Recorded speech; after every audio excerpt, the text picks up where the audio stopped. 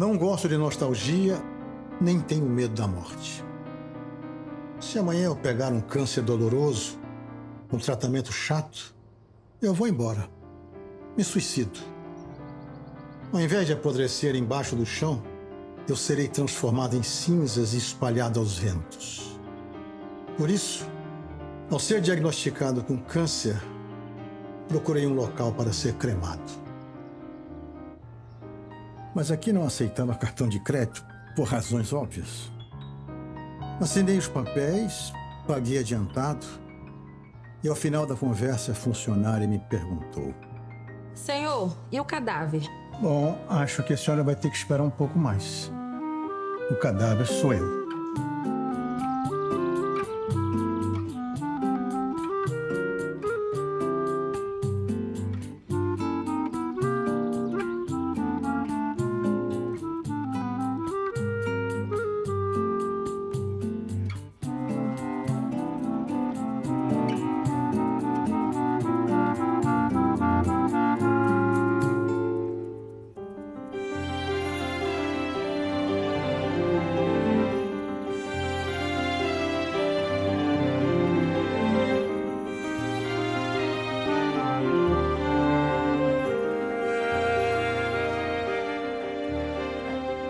O cronista contava aos amigos a história de um tio que exigiu ser cremado. As cinzas foram colocadas numa lata na cozinha e ali foram esquecidas. Expedita, a empregada, passou a usar as cinzas como tempero da comida durante meses.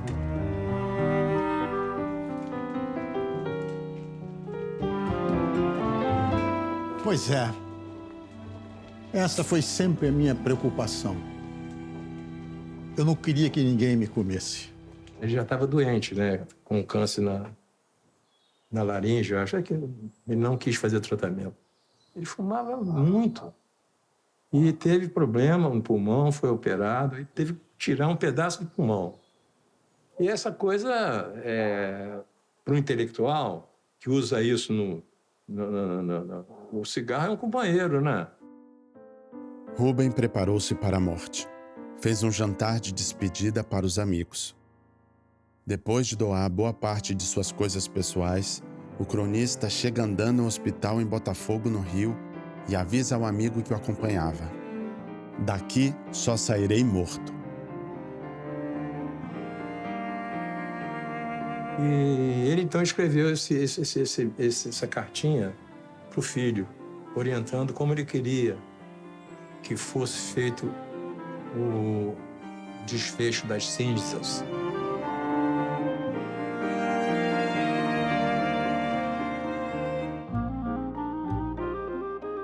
Na tarde de 19 de dezembro de 1990, o urso hibernou. Para sempre.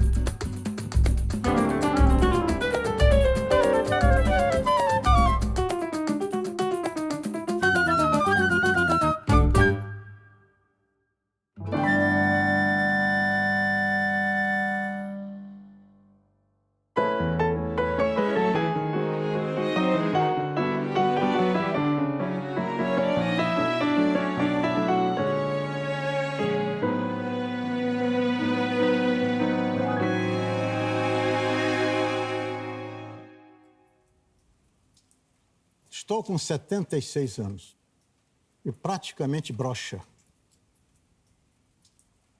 Tanto física quanto intelectualmente. E ainda tão ignorante que tive que ir ao dicionário para ver se minha broxidão era com X ou CH. E mais,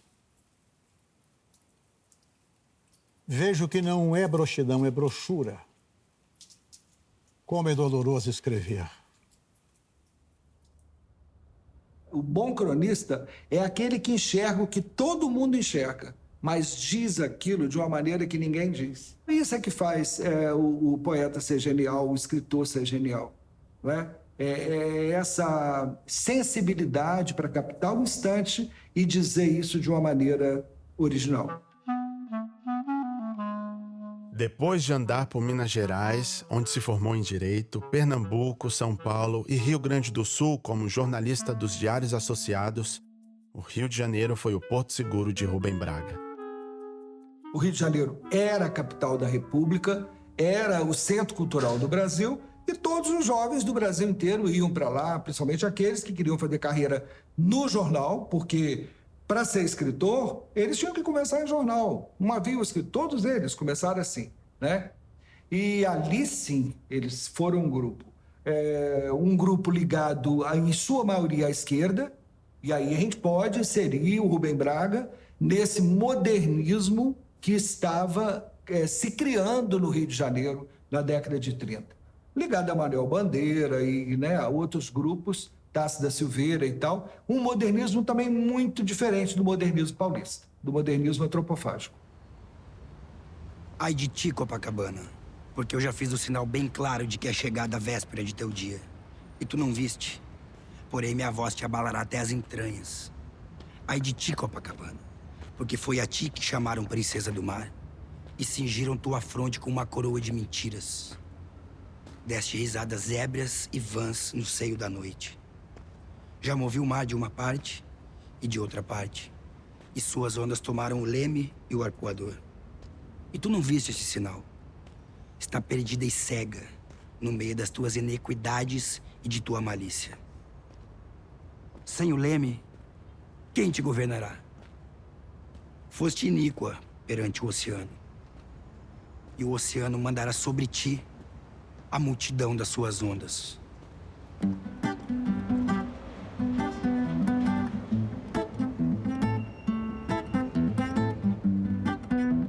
Grandes são teus edifícios de cimento, e eles se postam diante do mar, qual alta muralha, desafiando o mar. Mas eles se abaterão, e os escuros peixes nadarão em tuas ruas, e a vaza fétida da maré cobrirá tua face, e o centetrião lançará uma onda sobre ti, qual refervor de espumas, qual um bando de carneiros em pânico, até morder as abas de teus morros. E todas as muralhas ruirão. Ai daqueles que dormem em leitos de pau-marfim, nas câmaras refrigeradas, e desprezam o vento e o ar do Senhor, e não obedecem à lei do verão. Ai daqueles que passam seus Cadillacs buzinando alto, pois não terão tanta pressa quando virem pela frente a hora da aprovação. Tuas donzelas se estendem na areia e passam no corpo óleos odoríferos de tuas taratês. E teus mancebos fazem das lambretas instrumentos de concupiscência. Uivai, mancebos, e clamai, mocinhas, porque já se cumpriram vossos dias e eu vos quebrantarei. Ai de ti, Copacabana, porque os badejos e as garupas estarão nos poços de teus elevadores. E os meninos do morro, quando for chegado o tempo das tainhas, jogarão tarrafas no canal do Cantagalo ou lançarão tuas linhas dos altos do Babilônia. E os pequenos peixes que habitam os aquários de vidro serão libertados para todo o número de suas gerações. Por que rezar em vossos templos, fariseus de Copacabana, se levai flores para Iemanjá no meio da madrugada? Acaso não conheço a multidão de vossos pecados? Os gentios dos teus morros descerão uivando sobre ti, e os canhões de teu próprio forte se voltarão contra teu corpo e troarão. Mas a água salgada, ela levará tudo.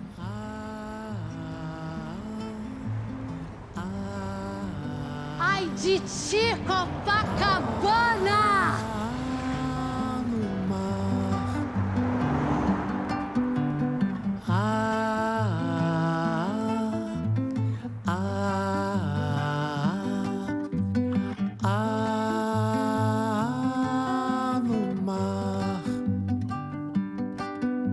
Procuro no Leblon, Copacabana, vejo velas de umbanda, um buquê jogado ao mar.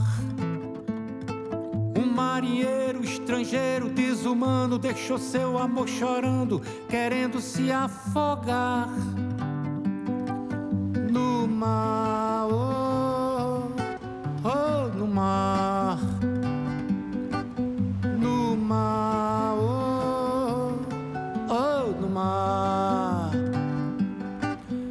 Procuro nos lençóis da minha cama, ai de ti, Copacabana, serás submersa ao mar.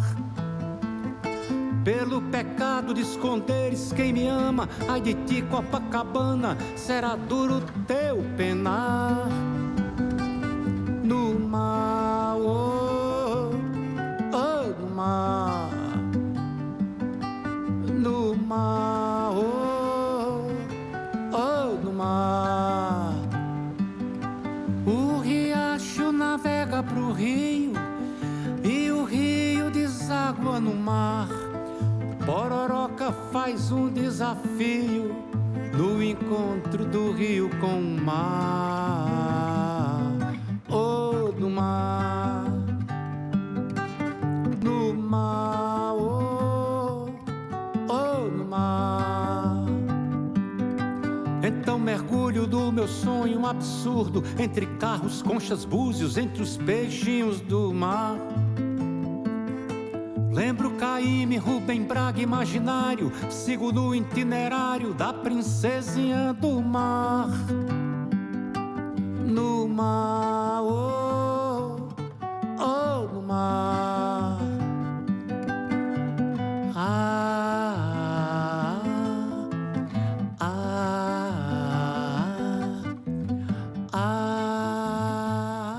No Ai de Ti, Copacabana, ele usa como símbolo, nós não podemos esquecer que literatura, ela é sempre simbólica, ela é alegórica, ela descreve coisas que, na verdade, só existem na cabeça do escritor. Então, esse tsunami caindo sobre Copacabana, que nesse caso, vamos dizer, simboliza o centro da República, não podemos esquecer que, né? A República estava ali, naquele centro, esse tsunami que invade tudo. Quem é que não me diz que isso não representaria simbolicamente tudo o que o Brasil estava passando, a própria mudança da capital para Brasília que estava sendo construída? Então eu penso que esse Ai de Ti, Copacabana, é uma visão profética até do que está acontecendo hoje com o Rio. Esse tsunami que tomou conta do Rio, né? E com o Brasil. Rubem fertilizava as ideias com generosas doses de uísque. Recebia os amigos na cobertura do seu apartamento em Ipanema, onde gostava de passear pelo jardim projetado por Bulemax, que serviu para o Glauber Rocha gravar algumas cenas do filme Terra em Transe. Você é um tipo anarquista, mas ainda pode ser aproveitado. Ora, por favor, não seja gentil.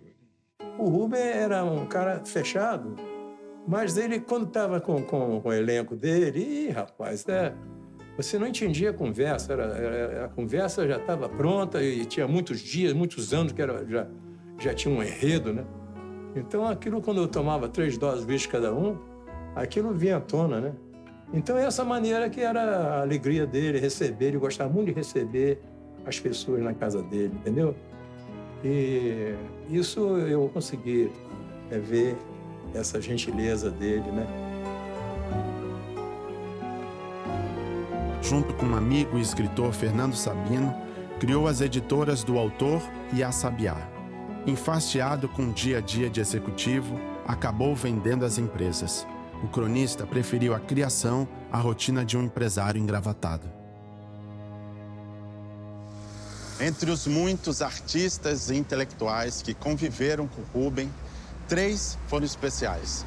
Rita Lee, com quem passeava de carro anonimamente nos bairros da Zona Sul, Dorival Caymmi e Vinícius de Moraes. Com esse, dividia as noites boêmias do Rio. Quando o poeta morreu em 1980, ele foi homenageado pelo cronista. Meu caro Vinícius, escrevo-lhe aqui de Ipanema para lhe dar uma notícia grave. A primavera chegou. Você partiu antes. É a primeira primavera de 1913 para cá, sem a sua participação. Seu nome virou placa de rua. E nessa rua que tem seu nome na placa, vi ontem 3 garotas de Ipanema que usavam minissaias. Parece que a moda voltou nessa primavera. Acho que você aprovaria. O mar anda virado. Houve uma lestada muito forte. Depois veio um sudoeste, com chuva e frio. E daqui de minha casa, vejo uma vaga de espuma galgar o costão sul da Ilha de Palmas. São violências primaveris. O tempo vai passando, poeta. Chega a primavera nessa Ipanema cheia de suas músicas e de seus versos. Eu ainda vou ficando um pouco por aqui, a vigiar, em seu nome, as ondas, os tico-ticos e as moças em flor.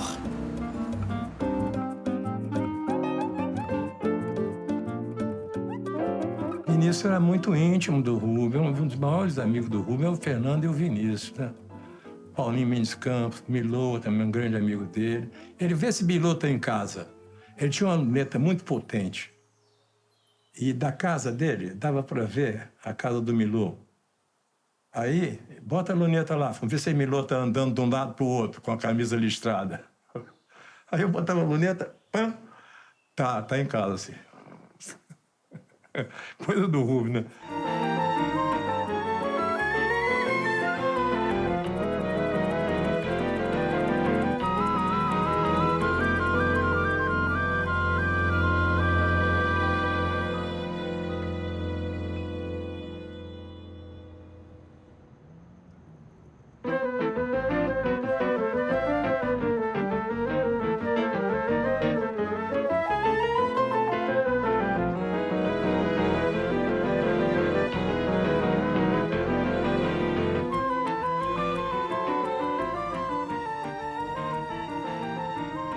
$50 anos. Uma injustiça, sem dúvida alguma. Logo comigo, que tinha tanta vocação para ser rapaz. O Rubem, ele era solitário, né? Aquela crônica Apareceu um Canário é uma crônica fantástica do exemplo do que é solidão. Ele termina a crônica falando que o canário, que ele telefonou para um amigo dele, e perguntando por que o canário estava batendo muito asa. Ele falou, Rubem, nós estamos na primavera, o canário está querendo cruzar. Tem que arranjar uma canária. Aí ele fala, né? Mas uma canária entrar aqui em casa é muito perigoso, porque vai mudar, né, a minha vida toda, uma canária aqui em casa. Então ele pensou em dar o canário para uma irmã dele, que eu acho que era mamãe, acabou dando para outra pessoa, para poder ele ficar na solidão dele, entendeu? A fase dos 50 anos foi a mais fértil de Rubem Braga. Escreveu mais de 15 mil crônicas, muitas sobre política. Rubem Braga foi um duro crítico da ditadura militar que se instalou no Brasil em 1964. Por causa de suas crônicas, foi interrogado pelo Exército várias vezes, mas sempre manteve sua independência jornalística. Em 1966, quando o presidente Marechal Costa e Silva sofre um atentado no aeroporto de Recife, Rubem foi um dos primeiros a escrever contra o radicalismo político da época. Todo tipo de terrorismo é detestável. Mas esse das bombas relógio tem as piores características de covardia e irresponsabilidade. Essa explosão do Recife deixa-nos a todos perplexos. Pois é difícil imaginar A quem interessa atentar contra a vida do Marechal Costa e Silva? É um crime da pior espécie. E, ao mesmo tempo, uma provocação hedionda. Alguns inocentes perderam a vida devido a essa inqualificável paixão política. Barre, vassourinha, barre a bandeira, e o povo já está cansado de sofrer dessa maneira. Jânio Quadros, a esperança desse povo abandonado. Rubem Braga apoiou a eleição de Jânio Quadros a presidente da República em 1960, que o levou para Cuba, em missão oficial quando era deputado federal. Jânio também indicou um amigo para ser embaixador em Marrocos, cargo que exerceu no governo de João Goulart, a quem pediu demissão. A minha tentativa de avermelhamento foi um fracasso. Foi um mau amigo que me arrastou para os mistérios rubros. Deu-me alguns livros que li, depois me deu um jornal. Antes não fizesse nunca. Achei bom o jornal, gostoso, xingando bastante. Então, um outro amigo me deu um outro jornal que xingava o primeiro. Compreendi tudo. Um comunista é um sujeito excelente. 2 comunistas são intoleráveis. Passam a vida discutindo pontos de doutrina. Um vigia ferozmente o outro, até que pega o outro em falta e berra: burguês, burguesão. Rubem foi militante político na juventude, ele aderiu ao Partido Comunista, ele foi fichado no DOPS, ele era da mesma célula de Raquel de Queiroz, de Carlos Lacerda. Então, na verdade, ele foi sim, ele na juventude, como todo bom jovem, ele era um socialista. E eu acredito que ele manteve essa ideologia em toda a sua vida. Há muito me convenci de que Prestes é um dos políticos mais errados do Brasil. Quanto mais ele falar de público, mais incoerências dirá e mais irá desgastando o seu já magro prestígio. Não esqueçamos o lamentável parlamentar que ele foi. O nosso pobre cavaleiro da esperança. Especialmente as grandes massas trabalhadoras das cidades e do campo, e fazendo uso das grandes armas da democracia. Rubem nunca esteve indiferente à vida política do país. Foi um dos fundadores do Partido Socialista Brasileiro, mas sempre se manteve desiludido. Ao escrever para sua amiga escritora Lígia Fagundes Telles, o cronista fala do seu envolvimento político e das suas frustrações. Sou um homem horrivelmente afetivo e, ao contrário do que muitos pensam, odeio ferir pessoas. Mas não tenho apenas emoções pessoais. Tenho atrás de mim 15 anos ou mais de lutas políticas. Mais de meia dúzia de cadeias atestam isso. Quanto ao integralismo, fui dos primeiros a lutar contra. Em 33 ou começo de 34, eu já merecia uma nota especial da chefia nacional e uma tentativa de sequestro. Um pouco por toda parte eu os combati. Conheci-os bem, porque os ouvi me insultando, atirando contra mim, me cercando numa estação, matando um velho amigo, denunciando-me à polícia.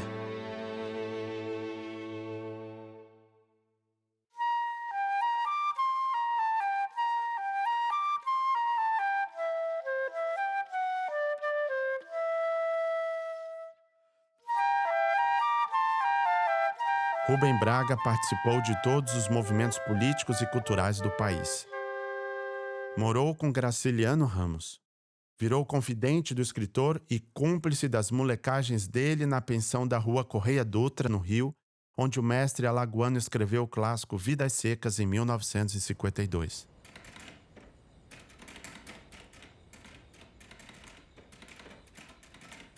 Não se pode levar muito a sério esse velho Graciliano.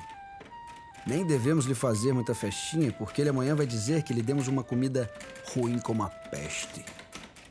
Também eu não sei quem teve essa ideia de trazer para um lugar decente, com um discurso bonito de poeta transcendental, Um cambembe tão desgraçado das Alagoas.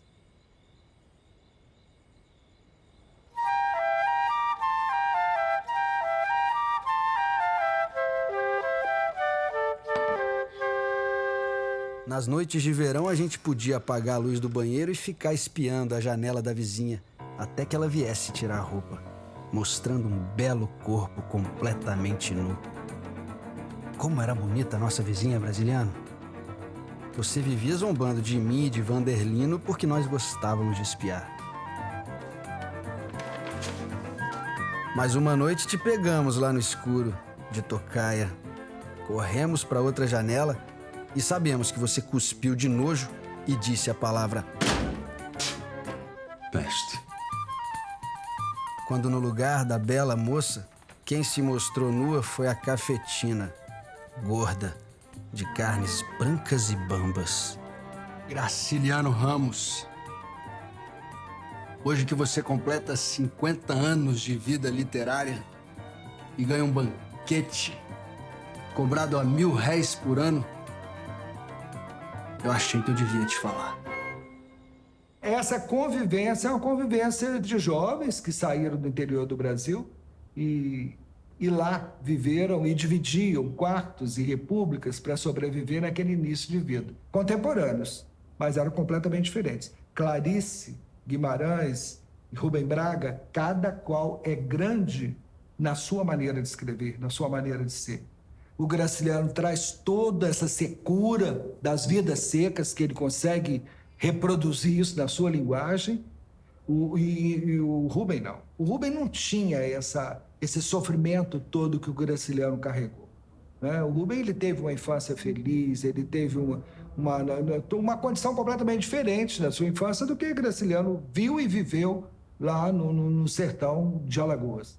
O grande imaginário do Rubem Braga é o imaginário da sua infância, é o imaginário de Cachoeiro, da zona rural, onde ele viveu. O Rubem era um observador atento ao cotidiano do Rio de Janeiro. Inspirava-se nas pequenas coisas da cidade para escrever suas crônicas. Como um radar e com um olhar periférico, via fragmentos do dia a dia da cidade que somente um cronista aguçado como ele era capaz de captar. Capaz, só o Rubem mesmo, de transformar numa obra literária preciosa a borboleta amarela que pousou em seu ombro durante um passeio na Cinelândia, no centro da cidade. Era uma borboleta. Ela passou roçando em meus cabelos. No primeiro instante, pensei que fosse uma bruxa ou qualquer outro inseto desses que fazem vida urbana. Mas, como olhasse, eu vi que era uma borboleta amarela. Era na esquina da Graça Aranha com Araújo Porto Alegre. Ela borboleteava junto ao mármore negro do Grande Ponto. Depois desceu, passando em face das vitrinas de conservas e uísques. Eu vinha na mesma direção. Logo, estávamos de frente à ABI. Entrou um instante no hall entre duas colunas. Seria uma jornalista? Pensei com certo tédio. Minha intrépida, pequenina, vibrante borboleta amarela, penso eu. O que fazes aí sozinha, longe de suas irmãs, que agora mesmo devem estar adejando um bando álacre à beira de um regato, atrás de moitas amigas? Aonde vais? Por sobre o cimento, o asfalto?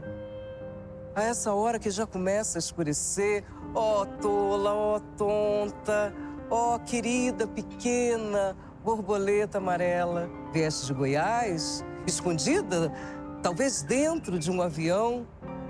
Saíste pelo calabouço e olhaste pela primeira vez o mar. A minha borboleta. Isso, que agora eu disse sem querer, era o que eu sentia naquele instante. A borboleta era minha, como se fosse meu cão, ou minha amada de vestido amarelo, que tivesse atravessado a rua na minha frente e eu devesse segui-la. Reparei que nenhum transeunte olhava a borboleta. Eles passavam, devagar ou depressa, vendo vagamente outras coisas. as casas, os veículos, ou se vendo. Só eu vira borboleta e a seguia com meu passo fiel. Naquele ângulo, há um jardinzinho ali atrás da Biblioteca Nacional. Ela passou pelos ramos de acácia e de uma árvore sem folhas. Havia naquela hora um casal de namorados pobres em um banco e outros 2 ou 3 sujeitos espalhados pelos outros bancos. Sendo que uns eram de pedra e os outros eram de madeira, sendo que estes são pintados de azul e branco. Notei isso a primeira vez, aliás, naquele instante. Eu sempre passei por ali. E que minha borboleta amarela me tornava mais sensível às cores. Um amigo me bate nas costas. Me pergunta, como vai, bichão? O que é que você está vendo aí? Tomei um grande susto. E tive vergonha de dizer que estava olhando uma borboleta. Ele poderia chegar em casa e dizer: hoje encontrei o Rubem na cidade. Parece que ele estava caçando borboleta. A borboleta chegou à esquina da Araújo Porto Alegre com a Avenida Rio Branco, dobrou à esquerda, como quem vai entrar na Biblioteca Nacional pela escada do lado, chegou até perto da estátua de uma senhora nua que ali existe, voltou, subiu até mais além da copa das árvores que há na esquina e se perdeu. Havia, no círculo das pessoas íntimas, uma certa expectativa, como se uma borboleta amarela pudesse promover grandes proezas no centro urbano. Pois eu decepciono a todos. Eu morro, mas não falto a verdade. Minha borboleta amarela sumiu. Ergui-me do banco, olhei o relógio, saí depressa, fui trabalhar, providenciar, telefonar. Adeus, pequenina borboleta amarela. O que é a literatura? É algo que não existe. É algo que passa e você tem que captar. Então, ela é uma metáfora da criação literária. Vejam que estão todas as pessoas na rua preocupadas com seus trabalhos, com seus afazeres, com o seu cotidiano, e esse jovem na rua vê passar uma borboleta e sai como um louco, olhando, procurando. As outras pessoas também olham, mas só ele que enxerga e sai buscando. Me parece que é a metáfora desse grande desafio que é escrever, que é a criação literária, que é não só a criação literária, mas da própria arte. O que é a arte na nossa vida? Do que essa borboleta amarela que passa. E essa coisa fugaz, essa coisa, né, que não pode ser captada. Porque se ela for pega, ela vai morrer, ela vai ser destruída. Vai ser o eterno desafio de ir em busca do nada.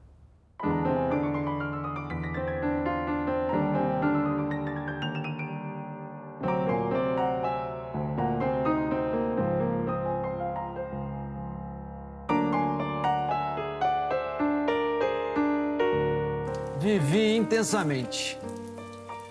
Mas se fosse me dado o direito de escolher as minhas fases da vida, certamente escolheria dos 15 aos 30 anos. Rubem Braga casou apenas uma vez em 1936, aos 23 anos, com Zora Selijan. Da união nasceu Roberto, único filho. Depois da separação, o cronista virou um solteirão tão convicto que mantinha em sua casa uma placa: aqui vive um solteiro feliz. Ah, amor do Rubem era uma caixa de segredo, rapaz. Era bom nem perguntar. Ele falava que era mais difícil arranjar mulher de inimigo que de amigo, né? O Rubem não gostava de conversar com homem. Ele conversava o necessário. Gostava de conversar com o jardineiro dele, que tinha interesse, com o chofer, entendeu? Com as coisas que tinha mais interesse. Mas desperdiçar atenção para homem, ele preferia as namoradas, né? E o Rubem, que além de tudo isso, é o grande sedutor das mulheres. Usa a sua escrita justamente para vencer a sua timidez, aquilo que ele considerava a sua feiura, e a gente questiona isso, e a sua voz roufenha. Ele era apaixonado pela Rita Lee, gostava, porque a Rita Lee, ela era muito inteligente e tinha umas comparativas que ela fazia, né? Por exemplo, o Tinhorão achava que a música dela não era de raiz, era uma música importada. Ela falou, raiz é batata, né? É inhame, essas coisas que é raiz. Uma coisa debochada, né? Bem feita, né? Ele gostava, ele era engamado na Rita Lee. Pela lista do cronista passaram mulheres belíssimas por quem ele se apaixonaria, mas nem sempre teve o amor correspondido.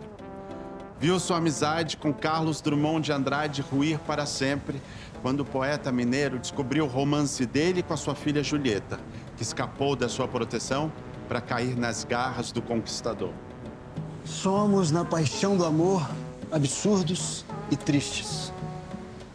Por isso nos sentimos tão felizes e livres quando deixamos de amar.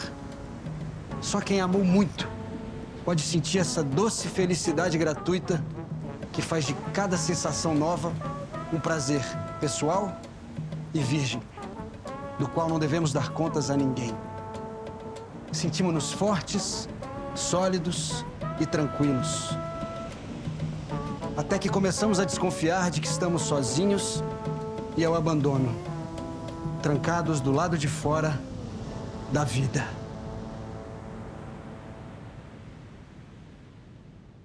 Eu fiz alguns poemas e publiquei mesmo um livrinho.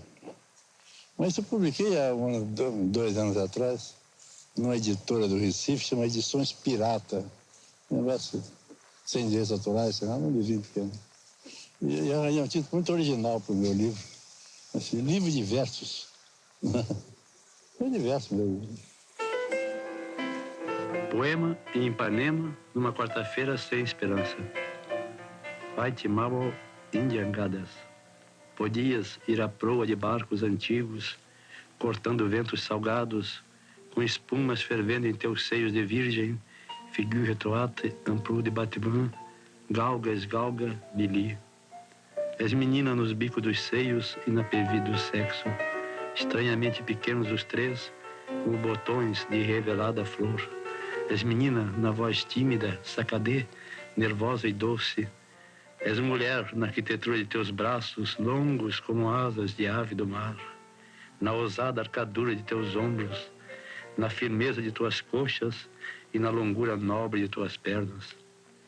De todas as primas feias da roça que eu já tive, és uma insensatamente linda. Gostaria de ver-te um vestido de chita, entretanto desenhado por Chanel, úmido nos seios e nos lombos, porque terias saído de um banho de rio, descalça, com um pouco de lama e areia entre os artelhos, teus olhos luzindo na sombra do bambual. Eu te daria pitangas de sangue, de jabuticabas, de um negrume azul, com a polpa de um branco azul, cor elusiva como tu és, e cajus, saputis. Te ensinaria nomes de passarinhos de nossa terra, mas não prestarias atenção.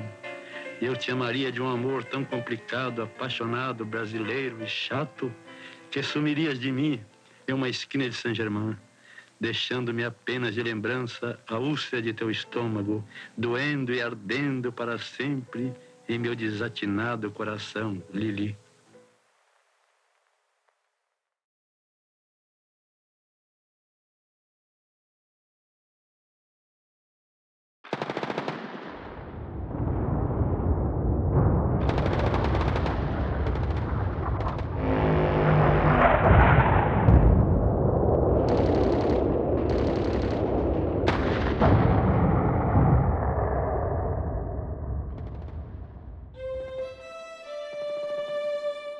Aos 32 anos, Rubem Braga foi correspondente da Segunda Guerra Mundial pelo Diário Carioca.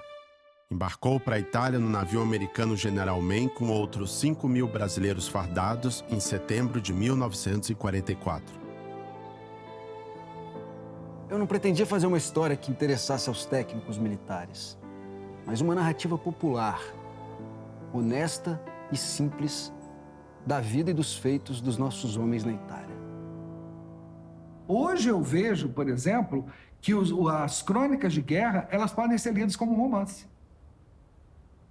Tá? Então, para um crítico literário como eu vejo claramente ali, tem um tempo tem personagens, tem ação, tem um início, um meio e fim, tem um prólogo, tem um epílogo, tem tudo. Era um cronista que estava ali vivendo, comendo com aqueles soldados e recebendo todo aquele impacto daquele momento. Então, eu acho isso essencial. E ele conseguiu captar muito isso.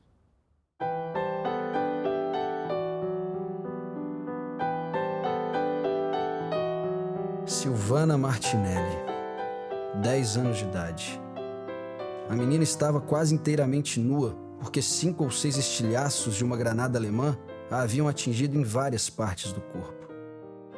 Os médicos e os enfermeiros inclinavam-se sob a lâmpada para extrair os pedaços de aço que haviam dilacerado aquele corpo, branco e delicado como um lírio, agora marcado de sangue.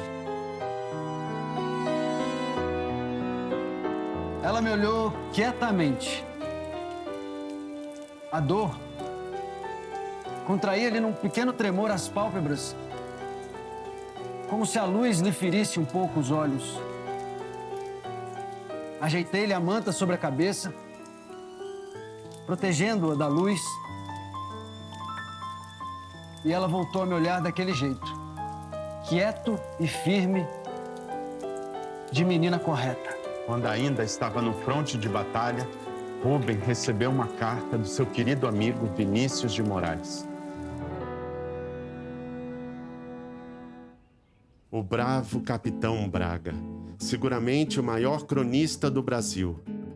Grave em seu gorro de campanha, suas sobrancelhas e seu bigode circunflexos. Terno em seus olhos de pescador de fundo, feroz em seu focinho de lobo solitário. Delicado em suas mãos e no seu modo de falar ao telefone. E brindaremos a sua figura, a sua poesia única, a sua revolta e ao seu cavalheirismo, para que lá, entre as velhas paredes renascentes e os doces montes cônicos de feno, lá onde a cobra está fumando o seu moderado cigarro brasileiro, ele seja feliz também. E forte. E se lembre com saudades do Rio, de nós todos e ai de mim.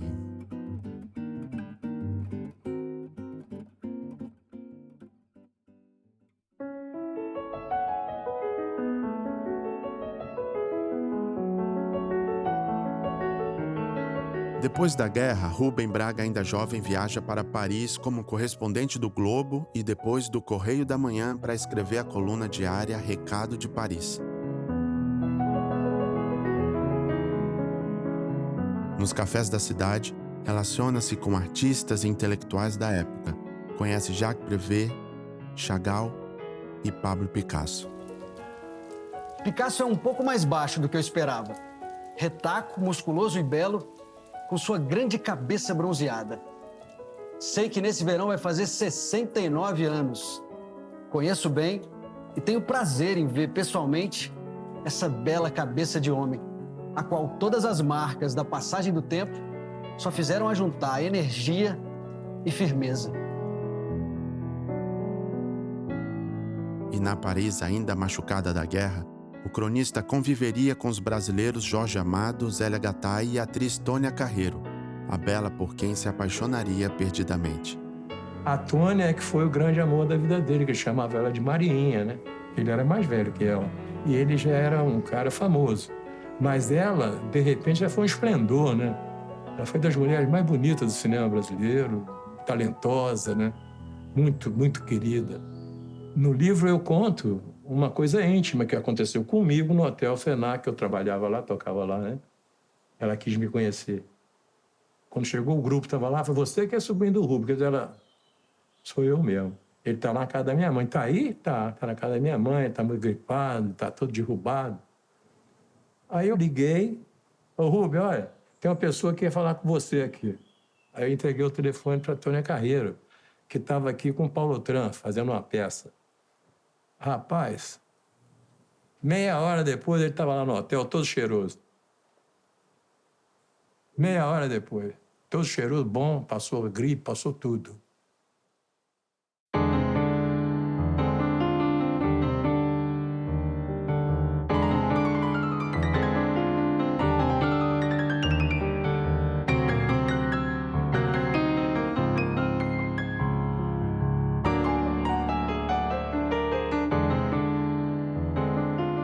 As aventuras do repórter Rubem Braga começaram muito cedo no jornal O Estado de Minas. Ainda não tinha 20 anos quando Assis Chateaubriand o escalou para cobrir a Revolução Constitucionalista que se instalou em São Paulo em 1932. Foi uma boa experiência para um rapaz de 19 anos. Fiz uma longa viagem em trens atulhados de soldados até Passa Quatro. Lembro-me que uma manhã um sargento me chamou. Estado de Minas? Era o meu apelido. O coronel Vargas quer lhe falar. Apresentei-me e ouvi as ordens. Eu estava preso e seria mandado com escolta para Belo Horizonte. Ouvi insultos aos jornalistas dos associados, à progenitora do doutor Chateaubriand e à minha própria. E também a opinião de que eu devia era ser fuzilado. Eu fui repórter na Revolução de 32. Eu fui para a linha de frente na Mantiqueira, no túnel da Mantiqueira. Levei um mês e pouco lá. Mas o meu jornal, que era dos Associados, resolveu ficar a favor da Revolução. Eu estava na frente legalista, né? Então não deu. Eu fui preso, devolvido para Belo Horizonte e lá me soltaram. Aí a Revolução acabou. E eu, por motivos pessoais, assim, resolvi deixar o jornal e fui morar em São Paulo. Né? Fui e fiquei lá nos Diários Associados. Aí conheci muita gente em São Paulo, fiquei no Diário de São Paulo, fazendo crônica diária e tal. Fiz muitos amigos lá. E fiquei lá uns 2 anos, ou 2 anos e meio, ou 3, não sei. Lá para 35 eu vim para o Rio. Eu vim para o Rio com o Antoninho Alcântara Machado, que veio dirigir o Diário da Noite, ele era deputado federal. Me convidou muito, não, vamos para o Rio, então eu vim com ele. Mas ele chegou aqui, pouco tempo depois morreu. Morreu muito moço, com 30 e poucos anos. Um centro fabuloso com ele. Uma operação de apendicite, sei lá. Daí eu fiquei no associado, mas daí tive uma encrenca no Diário Associado, uma briga, de censura, essas coisas. E fui parar em Pernambuco. Fui trabalhar no Recife. Lá no Recife, eu acabei deixando de associados e pediram para organizar um jornal lá da Aliança Libertadora, que era aquela organização fundada pelos comunistas e outra gente de esquerda, uma organização mais aberta, assim. E me pediram para organizar o jornal. Eu não sabia organizar o jornal, mas enfim. Eu fiz o jornal. Um jornal muito vagabundo, 4 páginas, com tipografia manual e ruim, né? Agora, entre os meus redatores lá, é uma coisa muito engraçada. Estava esse rapaz que é cronista social de São Paulo, como é que chama? Tavares Miranda. Ele era estudante de Direito e foi trabalhar lá. Ninguém ganhava, não. A pessoa que ganhava era eu, cara, um profissional, né? Era 500 por mês. Tavares trabalhava. Agora, eu mandava o Tavares fazer uma reportagem, ele chegava lá e fazia um comício. Então, eu proibi. Os repórteres são proibidos de falar, tem que assistir o comício, voltar rapidamente para a redação e dar. O outro repórter meu era o Odorico Tavares. O Odorico morava em Olinda, me lembro. Também foi meu calouro lá e tal. E tinha outro pessoal que trabalhou aqui no Rio depois. O Luna, que deu uma excelente jornalista aqui no Rio. O Vanderlino foi secretário do... Vanderlino Nunes foi secretário do Diário de Notícias há muito tempo. Enfim, eu fiquei lá até que um dia me mandaram pelo jornal ir a Porto Alegre. Era 50 anos atrás, foi aniversário da Revolução Farroupilha. Eu fui, na volta fiquei no Rio. O Rubem, quando volta para o Rio, logo depois da época da Revolução Constitucionalista, e com o lançamento do primeiro livro, em 1936, aí nós temos um jovem escritor, né, 20 e poucos anos, lançando um livro com um estilo completamente diferente de fazer crônica. porque eram crônicas limpas, vamos dizer assim, do fato, da referência, da notícia. Era uma crônica que ele fazia sobre a borboleta, sobre o que ele quisesse, sobre o conde e o passarinho, ou seja, então ele cria uma linguagem para a crônica. A gente sempre diz que o Rubem Braga ele foi o criador da crônica literária.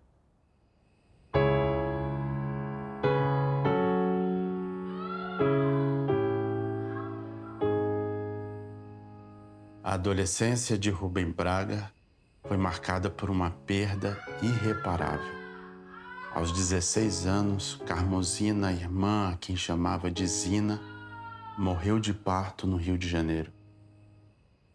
50 anos depois, o cronista narraria o fato no livro de versos, o único de poesia, em um texto dolorido, e marcaria sua vida de cronista para sempre.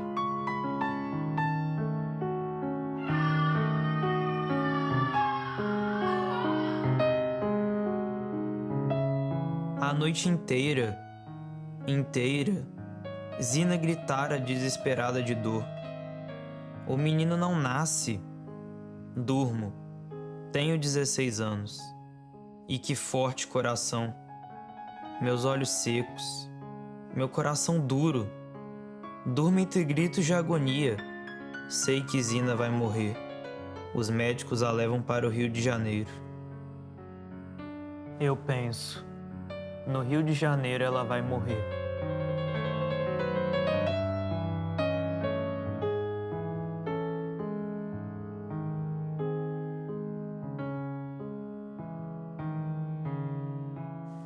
A Zina, como era chamada, né? A minha tia, era a mais velha. E vovô tinha um grande amor por ela, como todos os filhos, mas ela teve uma morte, né, por causa de um parto, né? E isso deixou meu avô diabético, deixou triste a família inteira. E o Rubem, com a sensibilidade que ele tinha também, todos esses Braga eram muito sensíveis, é uma gente muito sensível. E ele, eu acredito que isso pesa também no caráter, né? na afeição, né? A tristeza é uma ostra, né? Ela, quando agarra, ela pode crescer, né? Virar uma pérola.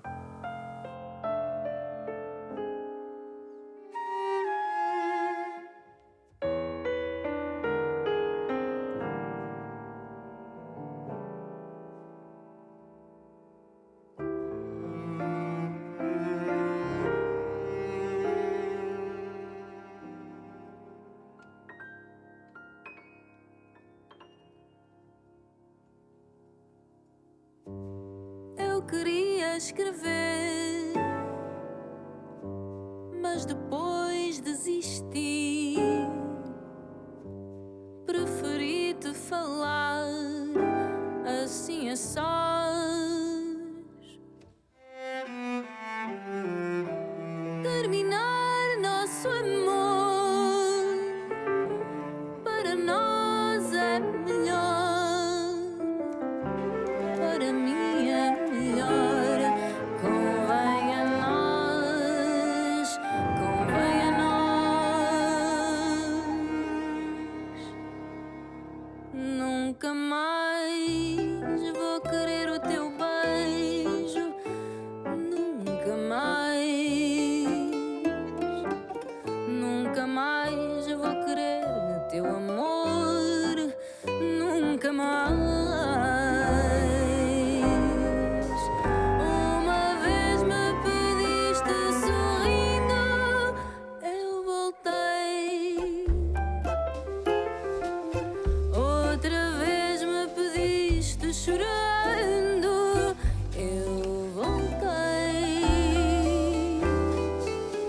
Mas agora não posso nem quero nunca mais. O que tu me fizeste, amor, foi demais.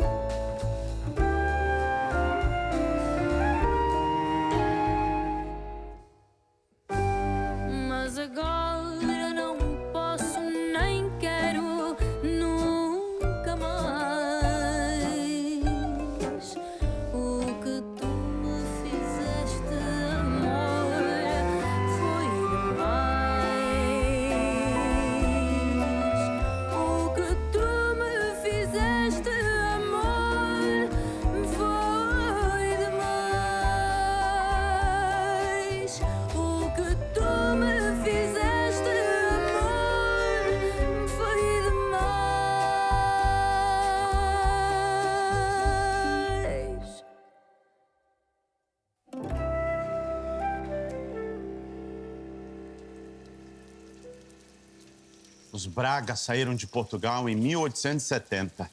Adotaram o nome Braga em homenagem à cidade de origem. Primeiro, a família se estabeleceu em São Paulo e depois no Espírito Santo, onde Rubem nasceu em Cachoeiro de Itapemirim, em 12 de janeiro de 1913.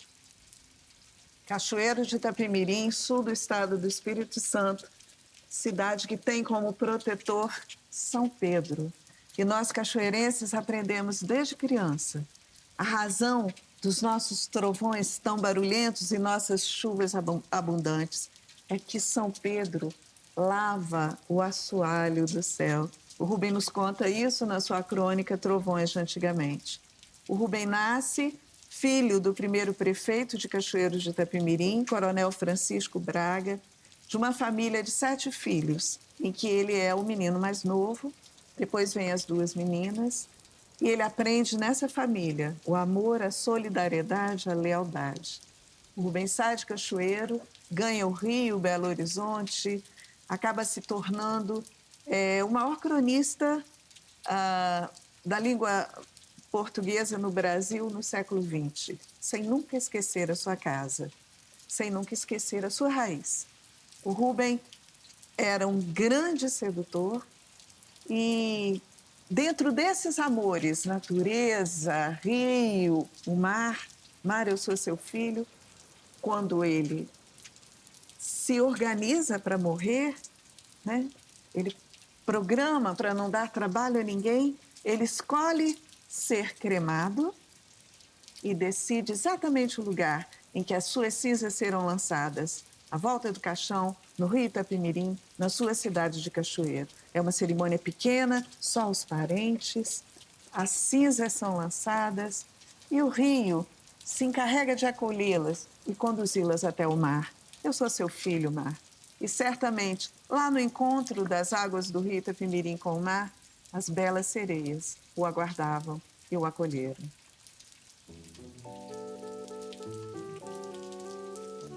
É extraordinário que eu esteja aqui, nesta casa, nesta janela.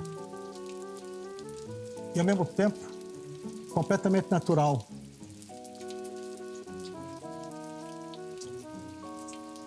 Parece que minha vida fora daqui foi sempre uma excursão confusa e longa. Moro aqui. Na verdade, onde posso morar se não é minha casa?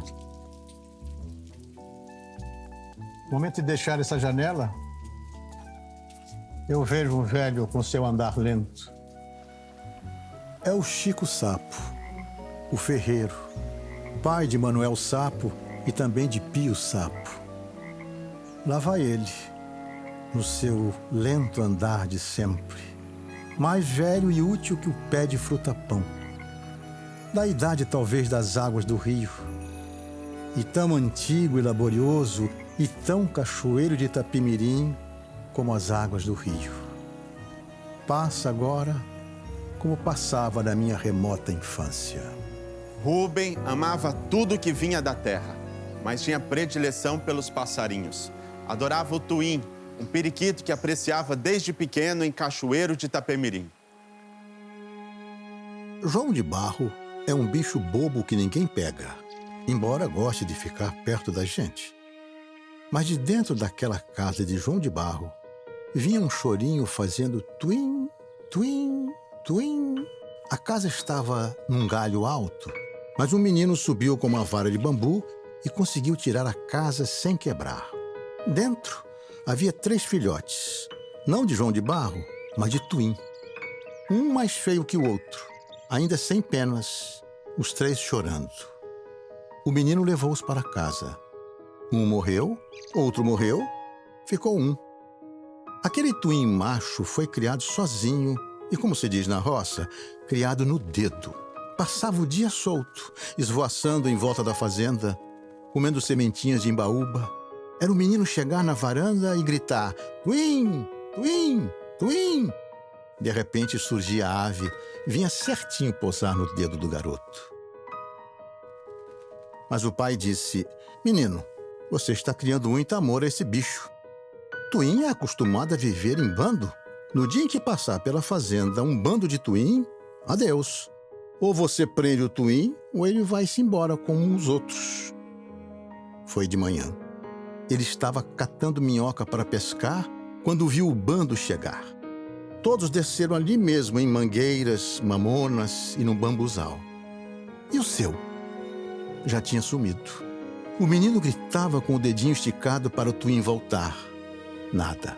Só parou de chorar quando o pai chegou a cavalo e disse: vem cá, o senhor é um homem. Estava avisado o que ia acontecer. Portanto, não chore mais. Como doía seu coração. De repente, olha o Twin na varanda. Foi uma alegria na casa. Houve quase um conselho de família quando acabaram as férias. Deixar o Twin ou levar o Twin para São Paulo? Voltaram para a cidade com o Twin. O pai avisou: aqui na cidade ele não pode andar solto. É um bicho da roça e se perde. Aquilo encheu de medo o coração do menino. Fechava as janelas para soltar o Twin dentro de casa, andava com ele no dedo, ele voava pela sala. A mãe e a irmã não aprovavam. O Twin sujava tudo dentro de casa. Soltar um pouquinho no quintal não devia ser perigoso. Se ele quisesse voar para longe, era só chamar que faltava.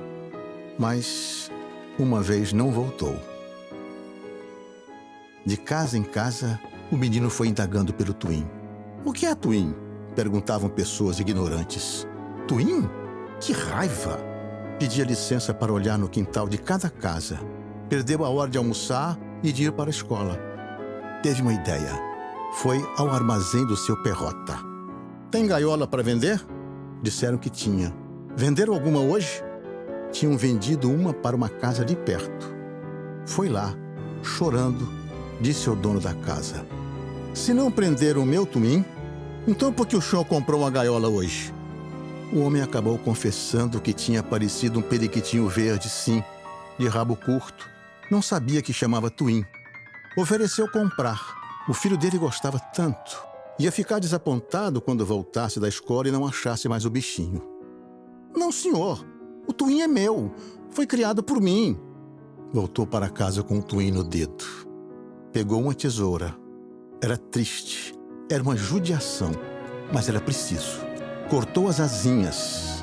Assim, o Twin poderia andar solto no quintal e nunca mais fugiria. Depois, foi lá dentro de casa e quando voltou para dar comida ao seu Twin, viu só algumas penas verdes e as manchas de sangue no cimento. Subiu num caixote para olhar por cima do muro e ainda viu o vulto de um gato ruivo que sumia. E acabou-se a história do Twin.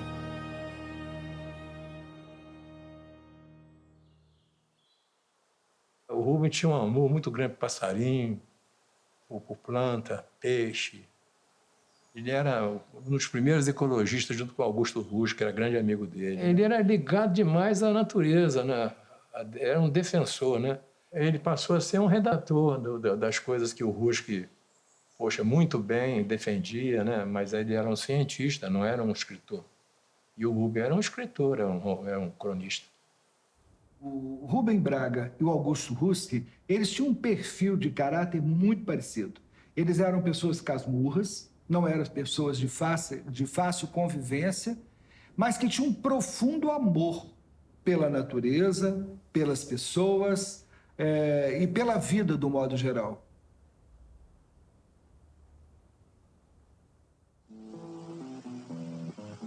Procura-se afetivamente pelas igrejas e botequins e no recesso dos lares e nas gavetas dos escritórios. Procura-se insistente e melancolicamente. Procura-se comovida e desesperadamente e de todos os modos e com muitos outros advérbios de modo. Procura-se junto a amigos judeus e árabes, e senhoras suspeitas e insuspeitas, sem distinção de credo nem de plástica. Procura-se junto às estátuas e na areia da praia, e na noite de chuva e na manhã encharcada de luz.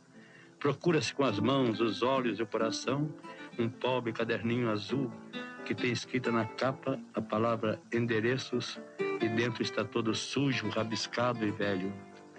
Pondera-se que tal caderninho não tem valor para nenhuma outra pessoa de boa fé a não ser seu desgraçado autor.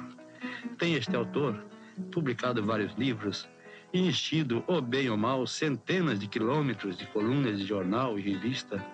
Porém, sua única obra sincera e sentida é esse caderninho azul, escrito através de longos anos de aflições e esperanças, e negócios urgentes, e amores contrariadíssimos, embora seja forçoso confessar que é ali número de telefone que foram escritos em momentos em que um pé do cidadão pisava uma nuvem e outro uma estrela, e os outros dois, sim, meus concidadãos, trata-se de um quadrúpede. Eu sou um velho quadrúpede, e de 4 joelhos no chão, eu peço que me ajudeis a encontrar esse objeto perdido. Pois eis que não perdi um simples caderno, mas um velho sobrado de Florença e um pobre mocambo do Recife. Um arcanjo de cabelos castanhos, residente em Botafogo em 1943. Um doce remorso paulista e um endereço do único homem honrado que sabe consertar palhinha de cadeira no Distrito Federal. O caderno é reconhecível para os estranhos mediante o desenho feito na folha branca do fim, representando Vênus de Milo em birome azul, cujo desenho foi feito pelo abaixo-assinado no próprio Museu do Louvre, e nesse momento a deusa estremeceu. Haverá talvez um número de telefone rabiscado no torso da deusa, assim como na letra K há trechos de um poema para sempre inacabado, escrito com letra particularmente ruim. Na segunda página da letra D, há notas sobre vencimentos de humildes, porém nefandas dívidas bancárias, e com uma letra que eu não digo, começa o nome de meu bem, que é todo mal de minha vida. Procura-se um caderninho azul, escrito a lápis e tinta, e sangue, suor e lágrimas, com 70% de endereços caducos e cancelados, e telefones retirados, e, portanto, absolutamente necessários e urgentes e irreconstituíveis. Procura-se, e talvez não se queira achar, um caderninho azul com um passado cinzento e confuso de um homem triste e vulgar. Procura-se, e talvez não se queira achar. A escrita de Rubem Braga nasceu com a maturidade e a sensibilidade dos grandes escritores. Aos 13 anos, ao publicar sua primeira crônica no Itapemirim, o jornal do Colégio Pedro Palácios não deixaria dúvidas. Era um autor que dominaria as palavras e marcaria para sempre a literatura brasileira. Quando a alma vibra, atormentada, as pulsações do coração amargurado pelo peso da desgraça, este, numa explosão irremediável, num desabafo sincero de infortúnios, angústias e mágoas indefiníveis, externa-se oprimido por uma gota de água, ardente como o desejo e consoladora como a esperança. E esta pérola de amargura arrebatada pela dor ao oceano tumultuoso da alma dilacerada é a própria essência do sofrimento. É a lágrima. A letra, a lua, a solidão, poesia em prosa, imensidão do cotidiano, cores lindas. Não há vida sem a liberdade do pequeno e tão doce twin. Traz a mansidão pra dentro de mim. A borboleta amarela voa tal cabelo dela, porque quase me joguei ao mar.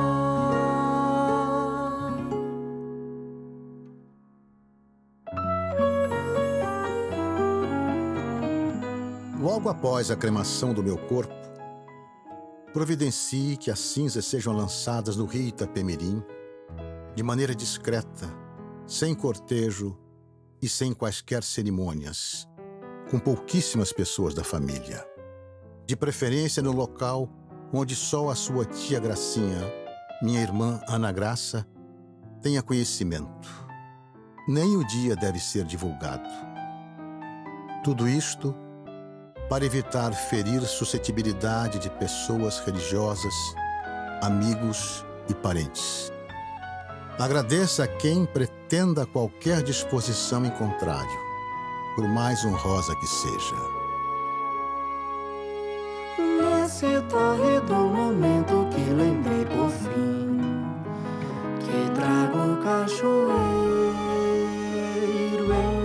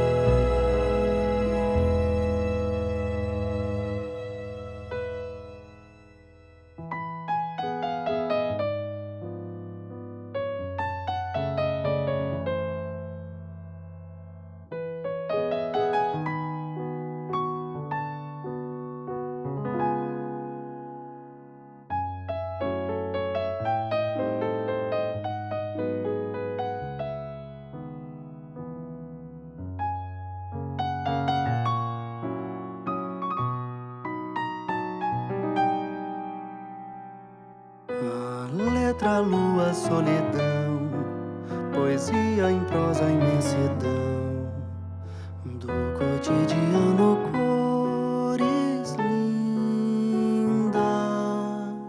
Não há vida sem a liberdade do pequeno e tão doce twin. Trouxe a mansidão pra dentro de mim. A borboleta amarela voa tal cabelo dela, por quem quase me joguei ao mar.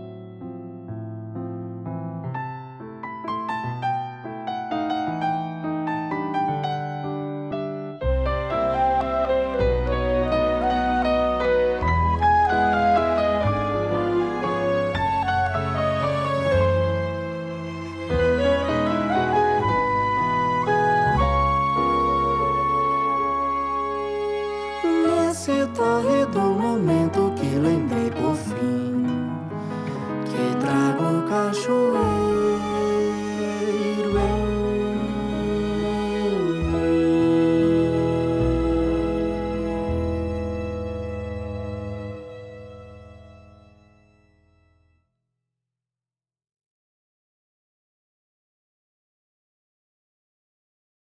Então, acho que o Rubens soube viver, captar bem esse tempo que ele viveu, como todo bom grande escritor sabe fazer. Se ele vivesse hoje, ele seria tão bom Rubem Braga quanto ele foi na época dele. Tá? E a gente estaria aí se deliciando com os textos que ele estaria hoje reproduzindo e a gente recebendo no WhatsApp.